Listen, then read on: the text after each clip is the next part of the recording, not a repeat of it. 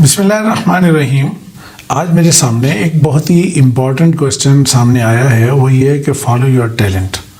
آپ نے یہ بات بہت سنی ہوگی اور بار بار سنی ہوگی کہ جی اپنے پیشن کو فالو کریں، اپنے ٹیلنٹ کو فالو کریں اور اس کے مطابق کام کریں، اور وہ کام کہ جہاں پہ آپ کو کوئی تھکتے نہیں ہیں، بغیر کسی ٹریننگ کے آپ کام کرتے ہیں، اسے فالو کریں. میں یہاں پہ آپ کو ایک دو ایگزامپل دے کے یہ بات اور اس مسئلے کو سمجھانا چاہتا ہوں کہ کیوں اور کس طریقے سے یہ چیزیں مس گائیڈ ہوتی ہیں.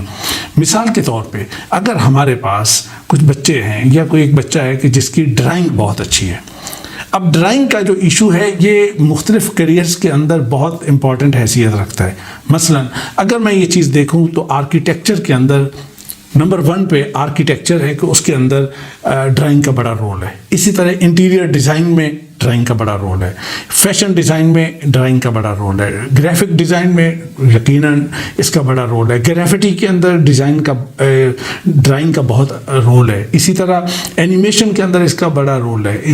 پھر ہارٹیکلچر میں بھی رول ہے، سول انجینئرنگ میں بھی رول ہے، سٹی اینڈ ریجنل پلاننگ کے اندر بھی اس کا بہت رول ہے. لیکن یہاں پہ میں ایک سوال بھی پوچھنا چاہتا ہوں، ہر ایک کے سامنے یہ سوال رکھتا ہوں. آرکیٹیکٹ وہ ہے کہ جو پوری بلڈنگ کا پورا ایک ڈیزائن کھڑا کرتا ہے اور پورا سٹرکچر اس کا وہ ڈیزائن تیار کرتا ہے.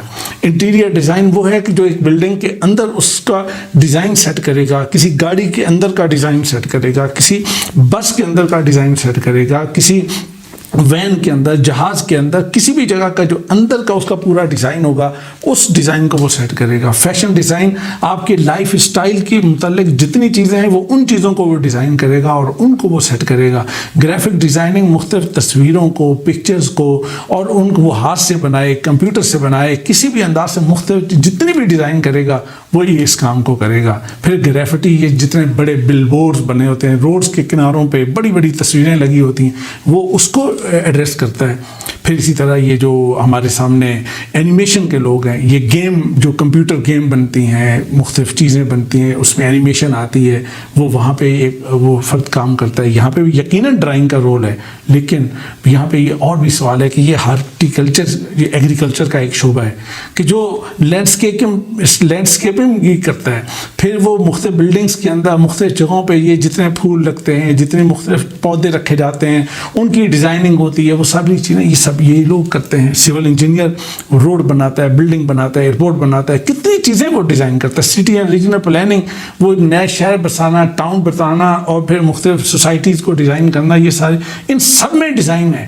تو کیا ایک بندے کا جس کا ڈیزائن اچھا ہے وہ جہاں مرضی جائے؟ میرے عزیزوں، میرے بھائیوں، میں یہاں آپ کو یہی بات سمجھانا چاہتا ہوں کہ یہ 8-9 فیلڈز میں نے ڈرائنگ سے متعلق آپ کے سامنے رکھے ہیں.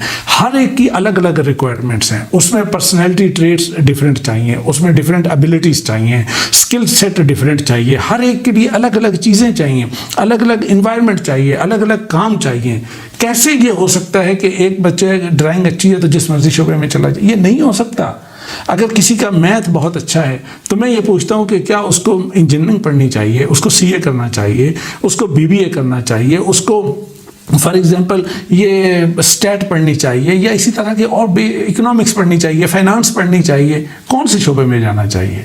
ان میں سے ہر شعبے کے اندر میتھ کی ضرورت ضرور موجود ہے، لیکن صرف ایک میتھ نہیں ہوتا، بے شمار اور چیزوں کی بھی ضرورت ہے. اسی طرح بایولوجی کی اگر میں بات کروں تو وہاں پہ میڈیکل ڈاکٹر بھی ہے، ڈینٹسٹ بھی ہے، فارماسسٹ بھی ہے، اور ویٹرنری ڈاکٹر بھی ہوتا ہے. وہاں پہ پھر بایولوجسٹ بھی ہے، زوالوجسٹ بھی ہے، پھر باٹنسٹ بھی ہے، بایو کیمسٹ بھی ہے، بایو ٹیکنالوجسٹ بھی ہے، مائکرو بایولوجسٹ بھی ہے. کتنے شعبے بایو کی بیس پر موجود ہیں. کس شعبے میں جانا چاہیے؟ سائنسدانوں نے ہر ایک کو الگ الگ کر دیا ہے. تو ہم ان چیزوں کو کنسیڈر نہیں کرتے. اللہ تعالیٰ نے ہر انسان کو بالکل یونیک بنایا ہے، اس کی شخصیت کو الگ رکھا ہے. اس کی شخصیت، اس کا مزاج، اس کی صلاحیت، اس کا سکل سیٹ، اس کے ویلیوز، اس کی پسند ناپسند، اس کی ہر چیز الگ ہے. ہم کیوں ہر بچے کو پکڑ کے کہتے ہیں کہ اچھا تم یہی چیز کام کرو؟ میں یہ بات کہنا چاہتا ہوں کہ دیکھو، صرف یہ کہ فالو یور ٹیلنٹ یہ ایک فیکٹر ہو سکتا ہے 10 فیکٹرز میں سے. تو صرف اس ایک فیکٹر کی بنیاد پر کسی بچے کی پوری زندگی کے بارے میں فیصلہ نہیں کیا جا سکتا. کسی بچے کی زندگی کا فیصلہ اگر کرنا ہے تو ہمیں ان 10-12 چیزوں کو سامنے رکھ کر کرنا ہے. میں نے آپ کے سامنے کتنی اگزامپل رکھی ہیں. بالکل صاف اگزامپل رکھی. تو لہٰذا میں آپ سے یہ بات کہوں گا کہ والدین سے یہ بات کہوں گا کہ اپنے بچوں کے مستقبل کا فیصلہ کرتے ہوئے ہمیشہ ان ساری باتوں کو سامنے رکھیں, اور ہمیشہ مطلب یہ سنی سنائی باتوں کی بنیاد پر اس نے کہہ دیا نہیں, بالکل پیور فیصلہ کریں. یہ بچے کی زندگی کا فیصلہ ہے. اس کے لیے جو اس کے ایکسپرٹ ہیں ان سے بات کریں, پراپر انفارمیشن حاصل کریں, صحیح معلومات لیں اور اس کے مطابق اس کے لیے فیصلہ کریں.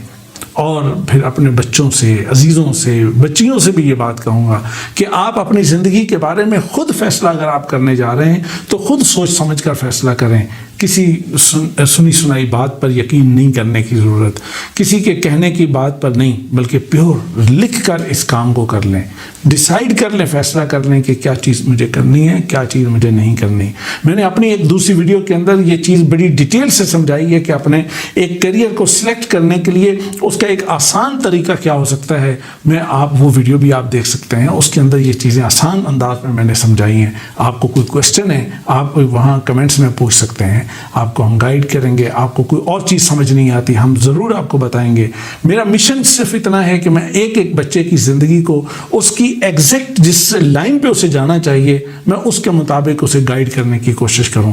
میں آپ کے لیے دعا کرتا ہوں, اللہ تعالیٰ آپ کی زندگی کو بہترین زندگی بنائے اور آپ کو کامیاب بنائے. آپ بالکل زندگی کی ہر طرح کی کامیابیاں حاصل کریں, خوش رہیں اور خوشیاں بانٹتے رہیں.